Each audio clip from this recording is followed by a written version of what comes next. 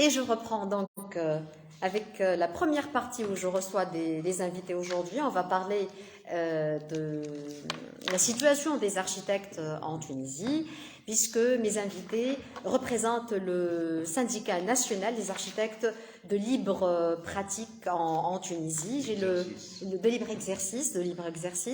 J'ai le plaisir donc de recevoir les deux Elias, c'est Elias Bellera et c'est Elias Zahaf, pour parler justement des activités du syndicat national des architectes de libre exercice, mais aussi de difficultés qui s'imposent, peut-être à cause ou à l'occasion de la loi des finances 2023 et d'autres difficultés liées à d'autres textes de législation. Donc voici, c'est ici Elias Zahaf et ici Elias Bellera. Bonsoir. Bonsoir. Bonsoir à vous. Alors, qui d'entre vous va présenter le syndicat donc c'est Elias Zahaf. Voilà, monsieur Zahaf. Merci pour votre invitation. C'est moi qui vous remercie d'avoir accepté de passer avec moi en live et non pas au studio. Justement, de prime abord, je tenais à vous exprimer tout notre soutien. Merci beaucoup. Le soutien également de bon nombre de collègues. Et nous sommes également très honorés d'être reçus dans ce haut lieu du militantisme journalistique, oui, qui est le syndicat national des journalistes tunisiens. Merci. Parce que Salé, c'est un endroit qui est plein d'émotions, plein d'énormes souvenirs, mais également on est rehaussé de voir tous ces monuments qui nous entourent, ces monuments du journalisme. Donc, pour revenir au corps du sujet, le syndicat national des architectes de libre exercice a été créé en 2019. Il a été créé à l'initiative d'un certain nombre d'architectes qui ont vu que, au vu de l'accroissement du nombre d'architectes en Tunisie et de l'élargissement du champ de leur action, un ordre professionnel n'arrivait pas à gérer correctement les aspirations d'une certaine catégorie de professionnels. D'accord. Ces professionnels ont leurs intérêts, ont leurs soucis, ont leurs propres problématiques qui, parfois, tombe en contradiction avec les intérêts d'autres praticiens du métier. Du métier déjà, d'accord. Ça veut pas dire qu'on est en conflit, mais forcément mettre ces conflits à l'intérieur de l'ordre professionnel induirait forcément à créer certaines tensions. Donc il fallait un porte-voix des architectes de libre exercice. Des travailleurs, est-ce qu'on peut dire des travailleurs entre guillemets? Non, c'est pas pratique. Non, c'est des professionnels. C'est avant tout des professionnels indépendants. D'accord? Donc c'est un syndicat de professionnels et non pas un syndicat de travailleurs. D'accord. D'ailleurs, nous, une des idées qu'on a mis, à laquelle on a réfléchi, c'est d'arriver à terme à soutenir même un syndicat des architectes qui sont plutôt travailleurs, qui sont salariés, pour faire l'alter ego de notre profession, qui sont parfois nos salariés, mais si on veut arriver à terme à mettre en place des conventions collectives cadres, des choses comme ça, ça ne peut faire que dans un tel cadre, avec deux représentations syndicales qui représentent les intérêts des uns et des autres, et peut-être qu'ils soient chapeautés par un autre professionnel. D'accord. Donc, ceci est une présentation donc du syndicat des architectes de libre exercice. Je rappelle que mes invités sont Elias Zahaf qui était en train de parler et mon deuxième invité c'est monsieur Elias Bellera. Vous êtes membre ou vous êtes président du syndicat? Je suis le vice-président. Vous êtes le vice-président de ce syndicat. D'accord. Donc, il y a des difficultés ici, Elias, qui se posent. Je ne sais pas, par rapport à la loi des finances de 2023, je crois que beaucoup de corps de métier ont été touchés Notamment par un petit détail qui est un détail important qui est l'augmentation de la TVA de 13 à 19%, mais je pense qu'il n'y a pas que ça. Effectivement, il n'y a pas que ça. Et avant de tomber dans le piège où on laisserait les gens supposer que les architectes de libre exercice ne veulent pas payer leurs impôts, je rappelle que la TVA, nous la collectons des citoyens, de nos clients, pour la verser par la suite au ministère de la Finance Oui. en tant que fiscalité. Service des impôts. Donc ce n'est pas nous qui vont être pénalisés en quelque sorte. C'est pas nous qui vont être pénalisés. Ouais. D'ailleurs, ceci est valable pour les médecins, pour les avocats, pour pratiquement pour tous les métiers, les corps de métier de libre pratique, parce qu'effectivement, ils vont augmenter les frais qui incomberont à leurs clients, n'est-ce pas? Ce que j'appelle les citoyens. Les citoyens, on est des prestataires de services, les et non des citoyens. commerciaux. D'accord. La TVA est la taxe la plus injuste qui puisse exister, puisque tout le monde, quel que soit le seuil de gain qu'il a, paye la même taxe. Elle est de 19%, Oui. et des revenus moyens et de grands revenus sans revenus, ils payent les mêmes taxes. Oui. Donc elle est en elle-même injuste. Si on sait que ceux qui ont des hauts salaires ou des hauts revenus arrivent à faire des économies. D'accord. Beaucoup de bénéfices et des économies. Épargnes. C'est ça, des épargnes. Cette part de TVA, en pourcentage, leur revient moindre. Nous, vous pouvez me dire, maintenant, si ce n'est pas vous qui allez la payer, pourquoi ça vous dérange tellement et pourquoi vous portez cette voix? Oui. Nous, les architectes, et surtout les architectes de libre exercice, nous sommes les porte-voix de tout un secteur qui est le secteur du bâtiment, qui emploie quelque chose comme plus que 400 000 employés. Donc, on ne peut pas le manier d'une manière brutale. Aujourd'hui, comme l'a dit le Premier ministre Jbeli, Le Ras al-Mal Ejaban, c'est ça? le Ras al-Mal Ejaban. Ce qui n'est pas faux du tout aussi, Elias Ce n'est pas faux Bellera. du tout. Ce n'est pas faux du tout. C'est-à-dire que les gens ont pris ça d'une façon un peu anecdotique et que c'est devenu comme une histoire drôle, mal exprimée formellement, mais le fond est très juste. Parce que justement, tous ceux qui détiennent le capital, ils ont peur de perdre leur position, le confort dans lequel ils sont et les intérêts aussi, leurs intérêts. Bien sûr. Économiques, financiers, etc. Donc, imaginez que les promoteurs immobiliers, de toutes les façons, vont construire à ceux qui auront suffisamment de revenus pour qu'ils l'achètent. Oui. Donc, ils vont reporter ces différentes taxes qui, comme une boule de neige, commencent à 19% au niveau des prix de la construction, au niveau du terrain, au niveau de plusieurs taxes. N'oublions pas qu'ils sont obligés d'avoir des emprunts, eux, comme les clients, auprès des banques avec un TMM déjà assez fort, très élevé. On ne peut pas leur reprocher de ne plus investir dans la promotion immobilière. Sachant que, normalement, les promoteurs immobiliers investissent dans 3 catégories.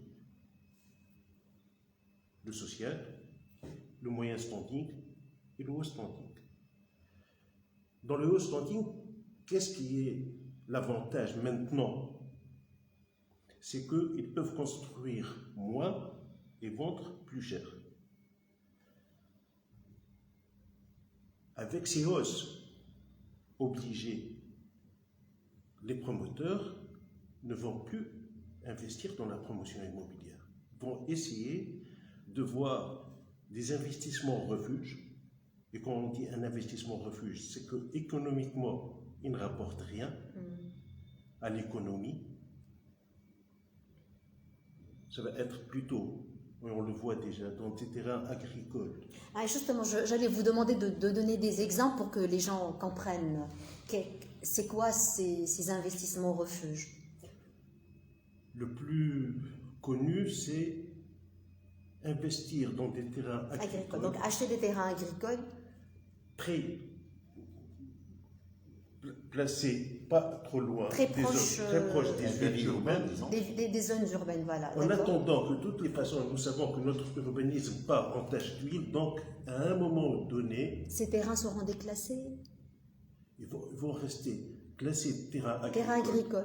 agricoles. Mais à un certain moment, Oh, ils oui. vont être classés en tant que zone. Donc déclassés en tant que terrain agricole changement de et changement vocation. de vocation, Un effectivement. changement de vocation. Ça a été le cas à Manoub, ça a été le cas à Sokra même, ça a été le cas. Aujourd'hui, l'hyperquartier UP, qui est la ruine, Oui, c'était le Wahad. d'accord. C'était un terrain C'était un agricole. terrain, c'était une zone agricole. On ne va pas nommer les promoteurs qui l'ont fait parce que bon, ce n'est pas de leur faute. Ils l'ont investi pour récupérer quelque chose comme 10 à 20 fois le prix au mètre carré. Ils l'ont attendu une dizaine d'années. Entre-temps, ils ne sont pas devenus des agriculteurs. Oui, Ils n'ont pas changé, eux, leur vocation. vocation. Ils ont changé la vocation du terrain. Ils ont changé la vocation la du terre. terrain. Et il faut un temps. Donc, ils se sont mis hors circuit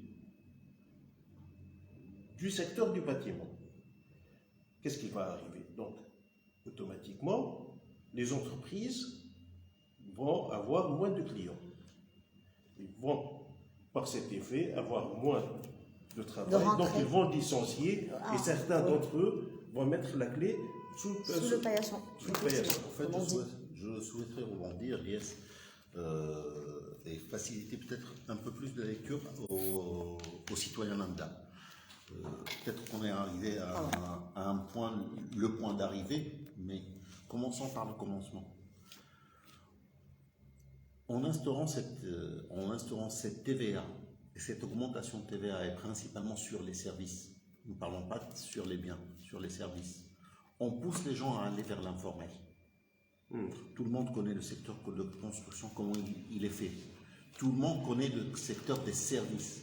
Vous allez à un particulier qui va acheter un bien, vous allez lui dire, monsieur, je vais vous charger la TVA en sus. Vous avez deux solutions, soit vous facturez et vous ponctionnez sur vos monuments, soit il va vous dire, moi j'ai pas besoin d'une facture. Donc vous mettez le professionnel dans une situation délicate vis-à-vis du consommateur final. D'accord? Donc, soit il va ponctionner sur ses propres revenus cette TVA et ne pas la surcharger, alors que ce n'est pas le principe même de la TVA, soit il va laisser le champ libre à des gens qui sont du monde informel et qui vont travailler. Ça commence à un niveau de nos services, ça descend au niveau des services de tous les prestataires de bâtiments, de tous les prestataires de services, de la maçonnerie, des menuisiers, ainsi de suite. D'où la problématique. À chaque fois qu'on augmente la TVA, on pousse encore plus le citoyen à aller, surtout sur les professions de services, vers l'informel. Ce n'est pas notre souhait. Mais est-ce qu'il peut y avoir de l'informel dans votre métier, dans l'architecture ou dans la promotion immobilière? Mais bien sûr qu'il y a d'informel Mais bien sûr qu'il y a d'informel. Des constructeurs de bâtiments contrats, comme ça. Exactement. Oui. Expliquez-nous comment ça se passe. 90% aujourd'hui, officiellement on dit 70%. Je dirige un peu la caméra. Mais nous, on opte pour le chiffre de 90%. Pardon. Bon, ce n'est pas moi qui ai tombé. C'est moi qui est en train de manipuler la caméra du téléphone. Voilà, comme ça que c'est mieux. Je crois. 90% de ce qui est construit est fait hors plan d'aménagement, hors des architectes et avec une forme d'autoconstruction où on appelle des maçons, des chefs maçons, des menuisiers, etc., et on essaie de faire ça. Prenons toute la ceinture de Tunis, par exemple. On part de Haïl Tiler, Tazam, le Mnihla, Yasminet, Oued el-Lil et ainsi de suite. De l'autre côté, Dawarij. Tout ça a été construit dans l'informel, s'il y a été ça. construit dans l'informel, Et par la sur suite, des c'est terrains devenu, agricoles. par la suite, c'est devenu un fait accompli. Une réalité. Nos Bah oui. plans De la d'aménagement société ont tunisienne. toujours été dépassés par la réalité. Par la réalité. Donc, voulant, on va parler à un moment ou à un autre de la culture de l'administration tunisienne. Elle n'a plus les pieds sur terre. Elle n'est plus sur le terrain. Elle exerce sa loi de finances avec le logiciel Excel. Où elle fait un tableau, donc, ils font un travail. C'était à 13, ça donnait un chiffre. On le met à 19, ça donne un autre chiffre. Et on est sorti de l'auberge. Non. Quand on augmente les taxes, on peut facilement, et ce qui va se passer, je peux vous l'assurer, Oui. diminuer les recettes. Donc on va avoir un retour de manivelle, un effet pervers.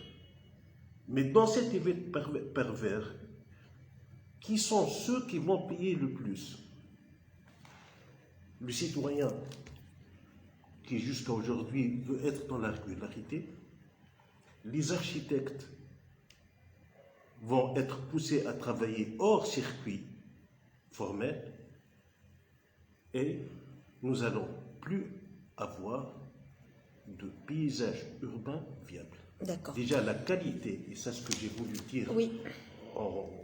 suite à la présentation du confrère, que si on a instauré ce syndicat, c'est aussi parce que ce corps du métier d'exercice libéral est marginalisé. Je prends un peu de votre temps et je vous dis, vous êtes une animatrice de radio, Journaliste. journaliste et animatrice de radio, vous êtes voilà, journaliste. Ben, vous assumez, que vous le vouliez ou non, la qualité du journalisme tunisien. Croyez-vous? Vous ne pouvez pas y échapper. En tant qu'architecte, j'ai produit des choses qui sont valables. Oui. Mes clients Oui. en sont contents. Oui. Mais à chaque fois où on parle des architectes, ils nous ramènent à la médiocrité On qui est en train de généralise. se passer. C'est vrai qu'on généralise et qu'on met tout le monde dans un même sac. Dans un même sens. Ça, c'est vrai. C'est une tendance générale en Tunisie. Si on prend ce qu'a dit Victor Hugo, en gros, que l'architecture est l'encyclopédie des civilisations qui montrent leur force et leur... Nous, en Tunisie, depuis les années 80, sous l'ère d'Omzal jusqu'à aujourd'hui, nous avons vandalisé le paysage urbain. Et on nous fait assumer cette responsabilité. La responsabilité. Entre parenthèses, si Ilyes Beller, et si Ilyes Zahaf aussi, est-ce que vous pensez que cette situation, ce paysage actuel du plan d'aménagement, mais ce qui est la réalité de l'aménagement sur le territoire tunisien, est-ce qu'il est réversible? Est-ce qu'on pourra arrêter les dégâts un jour ou l'autre et revenir à la normale, c'est-à-dire corriger toutes ces déformations, toutes ces atteintes qu'on a apportées au plan d'aménagement et améliorer un peu les choses? Est-ce que c'est faisable? Je pense que rien n'est irréversible. Tant mieux. Mais il y a un mais, d'accord? Il faut qu'on change de paradigme. Là, nous sommes dans un paradigme où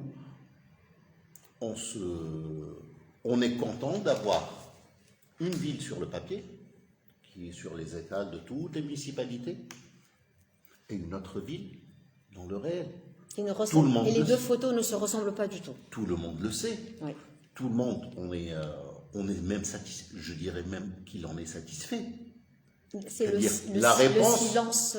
La réponse complice. qu'on a, je vais vous dire quelque chose, la réponse qu'on a par rapport aux services municipaux quand on demande si on faisait ça. Écoutez, faites-moi ça sur le permis de bâtir et après, Vous faites ce que vous voulez faites ce que vous voulez. en fait. Je reviendrai encore plus loin et je défierai quiconque des responsables, qu'ils soient de la ville, du ministère de l'Équipement, tout ça, qu'on aille voir leur villa, qu'on aille voir leur demeure. Eux-mêmes ne respectent pas la loi. Est-ce qu'ils respectent? Moi, je vais vous donner une anecdote d'un ancien ministre de l'Intérieur. Vous savez bien que le ministère de l'Intérieur chapeautait Tous la les partie, travaux de non, construction, toutes les municipalités, Oui. les vrai. collectivités locales. Collectivités locales, oui. Eh bien, ce monsieur, 3 mois après avoir été nommé, Après avoir été nommé, c'était pas après la Révolution. c'était avant même la Révolution. D'accord? Il commençait à faire un deuxième logement dans sa villa qui est censé être un logement individuel, au vu et au su de tout le monde. Revenons un peu aux difficultés. Prenons un exemple plus concret. Très rapidement, très Siliès. rapidement. Et on revient à la loi de finances. Le président de la République, Kais Saïd, vient de Mniel. Mniel n'a jamais été aménagé. D'accord. C'est un quartier marginal. Mais enfin, Hors plan d'aménagement. hors plan d'aménagement. Donc ce n'est pas la peine d'aller vers les années avant les années 2000. Même la zone, même le quartier où habite le président aussi. Effectivement. Oui, oui, ça c'est le paradoxe tunisien. Alors, je reviens vers vous aussi, Ilyes Belera, Ilyes Zahaf, justement, puisqu'il y a deux Ilyes, vous m'avez rappelé tout à l'heure les deux personnages de Tintin, les Dupont et Dupont, qu'on ne distingue pas, mais enfin, l'un porte des lunettes, l'autre ne porte pas. Non, Donc, l'un commence avec un I et l'autre commence avec un L. Donc voilà, pour faire la distinction, pour faciliter à ceux et celles qui nous suivent, le Bel Air ne porte pas de lunettes, le Zahaf porte des lunettes. Voilà, comme ça on fait la part des choses. Justement, je voudrais revenir maintenant, ce n'est plus le projet de loi des finances, c'est la loi des finances de 2023. À part la TVA, quels sont les autres problèmes qui se posent? Au niveau de la loi de finances. Oui, la loi de finances 2023, oui. C'est-à-dire, qu'est-ce que vous contestez encore dans ce texte de loi? Je vais revenir à... Il y a deux points majeurs qui nous concernent en tant que professionnels. Et en tant que... Forcément, nous sommes des chefs d'entreprise. Le point de la TVA. Le point de la TVA, on l'a évoqué sur le point formel, mais sur le point qui touche une catégorie de nos professionnels, c'est que ce sont ceux qui travaillent avec l'administration et qui a abusivement, depuis plusieurs décennies, a considéré que nos tarifs sont considérés comme TTC et non pas TVA en sus. Et à chaque changement de TVA, de valeur TVA en augmentation, au fait, ce différentiel, il est ponctionné sur nos honoraires qui restent les mêmes, mais sur lesquels on va ponctionner la TVA. Et là, je reviens au dire de Madame la ministre, qui avait dit que, dites-moi, où est-ce que la loi de finances a touché le COUFA des citoyens? À moins qu'elle ne nous considère pas comme citoyens, mais nous, elle nous a touché à 6% de nos honoraires, qui est le différentiel entre les 18 et les 13%. À part ce point, de la TVA. Le deuxième point sur lequel je veux revenir, c'est le nouveau système de calcul des pénalités. Le système de calcul de pénalités, il a été fait pour sanctionner d'une manière abusive. Madame la ministre et messieurs les législateurs, et les législateurs en Tunisie, malheureusement, c'est l'administration, on en parle de vrais législateurs. D'accord? Et ils l'ont dit sur plusieurs canaux de médias, que nous, on ne payait pas nos impôts pour placer notre argent. Est-ce que c'est pour nous sanctionner qu'ils font cela? Or, cela part d'une méconnaissance du tissu des TPE, ce qui veut dire les très petites entreprises, par cette administration fiscale. Ces TPE sont des gens qui sont exsangues financièrement, sont des gens qui n'arrivent pas à se faire financer par le système bancaire ni par quelconque système, et ils subissent tous les retards de paiement qui commencent par l'État et par toute la chaîne derrière. Quand l'État est un mauvais payeur, ses clients sont des mauvais payeurs, ses fournisseurs sont des mauvais payeurs, Et c'est une chaîne. C'est un cercle vicieux, au fait. Ça rattrape tout le monde. Forcément, on est appelé à facturer, mais on n'est pas payé. L'administration fiscale nous demande de payer des impôts sur des émoluments qu'on n'a pas encaissés. Et parfois, on passe une année. On paye. C'est clair. D'accord? Donc, elle nous demande de payer. Et si on ne paye pas, elle nous pénalise avec le système de surpénalisation en faisant c'est-à-dire, ils ont doublé les pénalités, et ensuite, ils ont fait des minimums de pénalités. Si on vous pénalise, on fait des minimums de pénalités. Et finalement, sur notre chiffre d'affaires en tant que professionnels libéraux, mais également toutes les TPE et PME vont souffrir de ce système parce qu'ils vont retrouver la majeure partie de leur marge bouffée par des pénalités. Par les pénalités, effectivement. Est-ce que vous pensez qu'il y a une solution à cela? Parce que maintenant, la loi des finances est entrée en vigueur. Est-ce que vous êtes en négociation avec les autorités, je ne sais pas, est-ce que vous pensez qu'on peut faire un peu machine arrière par rapport à quelques articles de cette loi des finances? Mais est-ce que vous pensez que l'administration est prête à nous écouter? Je ne sais pas. Vous savez, cette administration, elle a été sourde par rapport à toutes les sollicitations. Les premiers à l'avoir sollicité, c'était les experts comptables. Depuis le mois de novembre dernier, pour faire une démarche. Je ne sais pas. Si vous avez remarqué, il y a aussi les huissiers notaires qui organisent une conférence de presse demain, effectivement, sur ce même point que vous étiez en train de développer. Il y a l'UTPL, qui est l'Union tunisienne des professions libérales, parce que depuis un certain nombre d'années, l'ensemble des professionnels libéraux ont vu qu'ils avaient des soucis en commun, et ils se sont rassemblés dans une union, en fait. Pour porter leur message et être plus nombreux. C'est clair, oui. C'est logique d'ailleurs. Et ils ont fait un colloque scientifique où ont été invités les représentants du ministère des Finances, mais on a vu dans leur discours que de toutes les façons, ça c'est le fait accompli. Messieurs, c'est le fait accompli. Et donc, vous ne pensez pas qu'il peut y avoir une solution, un dénouement, La solution est politique, elle n'est pas administrative. C'est-à-dire, Sibelaire, ça veut dire? Aujourd'hui, nous avons le sablier placé dans la mauvaise position. L'administration en haut et le politique, c'est-à-dire la présidence et le gouvernement en bas. C'est l'administration qui décide. C'est les soi-disant commis de l'État qui prennent les décisions. D'ailleurs, le gouvernement, Madame la ministre des Finances, vient de l'administration. D'autres aussi. Dernièrement, celle du commerce vient de l'administration, du ministère des Finances. Donc cette culture de l'administration, c'est elle qui prime, alors que la décision devrait être politique. Ce que je reproche... Mais vous savez que la dernière décision, elle est prise par Kais Saïed, le président de la République, de toutes les façons actuellement.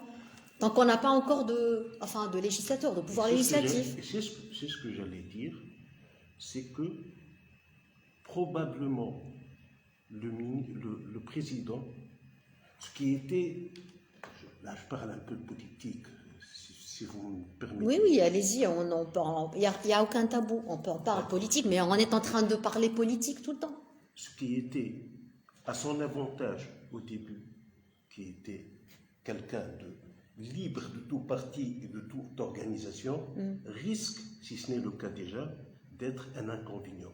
Il s'est fait entourer de personnes qui ont une culture de l'administration sclérosée. On va voir aussi sur un autre point qui est le décret 68. Il faut qu'on en parle aussi rapidement. Aussi, très rapidement. Le temps s'écoule. Bien sûr. Donc, il faut que la décision serait de obliger l'administration de tendre l'oreille vers les partenaires qui l'entourent. Là, dans une conférence de presse, une des directrices du ministère des Finances nous dit nous dit clairement que les pauvres n'ont pas accès, le pauvre pour elle, que de toutes les façons, nous faisons, nous, architectes, un métier de luxe. Le pauvre ne fait pas appel à un architecte, c'est ça? Ne fait pas appel à l'architecte, il n'a pas les moyens de faire appel à l'architecte et elle sourit. Donc, nous, on est hors question. C'est comme si on dit que les pauvres n'ont pas le droit à la santé. C'est de la même chose. On n'est pas un produit de luxe. De luxe, je comprends, oui, je comprends. D'accord, Siles. Est-ce qu'on peut justement parler un peu de ce décret-loi numéro 68, oui, c'est ça? C'est le décret-loi 68, c'est ça? Qui se pose avec aussi problème, qui est en contradiction avec un autre texte législatif. Un point très important. Le président de la République a un cheval de bataille qui est la lutte contre la corruption. Là, il vient de signer un décret-loi qui légifère, Ou légitimise. Une autoroute. une corruption légalisée. C'est quoi? Vous parlez du 68, là? Je parle du 68, qui est les marchés clés en main. Soit disant dans un décret qui est pour accélérer les projets. Nous, d'habitude, culturellement, on prend sur les Français. Admettons que notre administration est saine et n'est pas corrompue.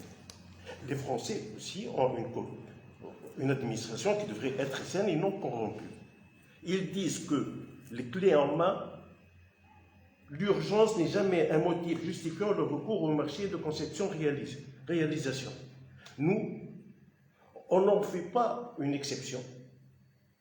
D'ailleurs, en France, pour qu'on puisse passer un projet comme de clé en main, c'est le juge qui décide. On propose au juge et c'est le juge qui décide, parce que c'est une exception. Mais est-ce qu'il décide dans des délais très brefs? Pardon? Est-ce qu'il décide dans des délais très brefs? Parce que vous savez, vous connaissez la lenteur de la justice en Tunisie. Est-ce que c'est le problème des architectes? Non, ce n'est pas votre faute. Non, mais... Je sais, mais je vous ai posé la question. Est-ce que le juge en France, il statue dans des délais qui sont très brefs? Bien sûr. Dans le cas d'espèce, oui. Oui, d'accord. Mais je voudrais revenir. Là, quand cette loi, elle a invoqué pour légiférer ces projets clés en main, c'est de débloquer des situations. Sauf que, malheureusement, on a reporté les mauvaises informations. Qui a été derrière, à chaque fois, les retards de l'exécution et de l'avancement de projet? Ça a été dit même hier même à la RAPTA, par le président lui-même. C'est l'administration et que l'administration. Moi, je vais vous dire quelque chose. Généralement, on arrive à terminer les études d'un projet et on attend toujours un bon de commande. D'accord, c'est clair. C'est Bellera. En écartant les architectes qui ont un barème unique et en mettant en concurrence des entreprises dans les projets, sachant que dans chaque projet, nous avons deux exemples, celui de la cité culturelle et celui du stade olympique. Le stade de Radès ou le stade de Radès? Oui. Le budget alloué au début a été multiplié par 3. Comment? Par les avenants. Par les avenants. Aujourd'hui, vous mettez en concurrence des entreprises sur des projets qui se comptent à des milliards, à des millions de dinars. Donc, ils sont aptes à soudoyer l'administration. Moi, je n'accuse pas l'administration, mais j'éloigne le feu de la paille. Uniquement. D'accord. Pour clôturer, ici, Lies Bellera et ici, Lies Zahaf, vous avez exposé toutes les problématiques et vous êtes en train de nous dire que la situation va devenir un peu délicate. Et qu'est-ce que vous proposez comme solution en contrepartie? Est-ce que vous avez une solution ou est-ce que vous invoquez une partie bien précise qui, elle a la responsabilité de donner les solutions? Ce que nous demandons, c'est plus responsabiliser l'architecte. Vous demandez à qui? Nous demandons à l'administration, nous demandons aux législateurs, aux politiques de venir, de s'asseoir, de faire une approche participative pour voir là où ça bloque et comment on pourra débloquer les situations. Je vais vous dire quelque chose, c'est que personne ne considère l'architecte comme force de proposition. Si le citoyen nous voit en tant qu'étape nécessaire pour faire un permis de bâtir, même le décideur nous voit une étape nécessaire pour faire son projet à lui. Et il a besoin uniquement de notre signature à la rigueur. Mais il n'a pas besoin qu'on lui donne notre avis. Nous avons une vision sur le devenir de secteur de la construction. Donc vous demandez à ce qu'on vous fasse participer à la prise de décision, à la conception même des textes de loi, la conception des textes, de la stratégie générale de l'État, à la revue de la manière de construire, de concevoir les projets, de diriger ce secteur économique. Moi, je vais vous dire quelque chose. Oui, je vais vous dire juste un petit point. Nous sommes au milieu du chantier. Le chantier, c'est une mini-société. Et nous avons le pouls de la société, ce que malheureusement, ils ne disposent pas. Merci Syliès Zahaf. Syliès Bellair, je termine avec vous, je clôture avec vous l'interview. En 2 mots, la responsabilité incombe à une personne qui s'appelle Payside. Pourquoi? Cette révolution n'est pas uniquement une révolution contre la corruption. C'est une révolution culturelle. On doit changer de culture d'action entre nous. Les corrompus, nous sommes tous des corrompus. Nous participons tous à la corruption. Les fumeurs achètent des cigarettes contrebande. Certains conducteurs, si ce n'est la majorité, payent en corruption des policiers qui les arrêtent pour infraction. Donc, il faut changer la culture. Cette culture, nous, au niveau de la SNAL, c'est ce qu'on essaie d'imposer. On n'essaye pas d'inviter l'administration à nous entendre. On va les obliger. Ils ne viendront pas de leur plein gré. Ils viendront calculer. Ils doivent être le dos au mur et qu'ils n'auront aucune possibilité que celle de dialoguer avec les citoyens. Vous envisagez des actions dans l'avenir?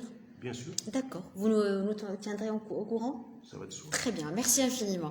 Je vous remercie ici, Ilyes Belera et Ilyes Zahaf. Vous êtes nous qui vous remercions. Les 2 représentants du syndicat national des architectes de libre exercice. Merci infiniment. On a parlé justement de vos soucis par rapport à la loi des finances 2023 et surtout par rapport à ce décret-loi 68 qui a été pris par le président de la République, qui a été signé et promulgué par lui-même. Merci infiniment. Donc c'était notre première partie dans notre live, dans notre émission live. Dans un petit moment, on va imaginer qu'on va écouter une chanson, le temps d'une chanson, le temps que mon invité suivant soit ici dans le studio qui est le siège du syndicat national des journalistes tunisiens que je remercie vivement encore une fois. Et on reviendra dans la 2e partie de notre live. À tout de suite, ne vous éloignez pas.